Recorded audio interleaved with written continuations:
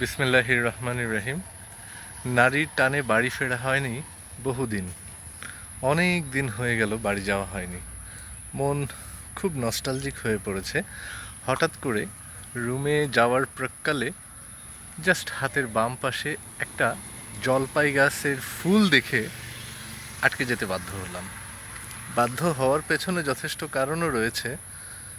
যে সুন্দর করে গাছ তার প্রত্যেকটি শাখা প্রশাখায় ফুল ফুটিয়েছে, ফুল ধরেছে, তা দেখার মতো। আমি সাইকেল থেকে নেমে অত্যন্ত সুন্দর এই গাছটির গোড়ায় দাঁড়িয়ে এই গাছের ফুলগুলোকে দেখছি আর ভিডিও করছি। নস্টালজিক হতে আমার সময় লাগেনি 1 মিনিটও, কারণ আমার বাড়ি যে এলাকায়, সে এলাকায় প্রচণ্ড জলপাই গাছ রয়েছে। আমাদের, বিশেষ করে আমাদেরও রয়েছে। তো এই জলপাই গাছটা দেখে চোখ আটকে গেল, শৈশবের স্মৃতিতে ফিরে গেলাম কিছুক্ষণের জন্য।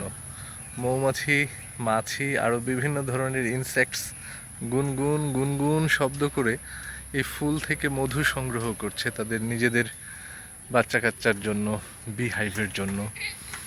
আমার কাছে খুব ভাল লাগছে, চমৎকার লাগছে। সকালটা ভরে গেল আনন্দে।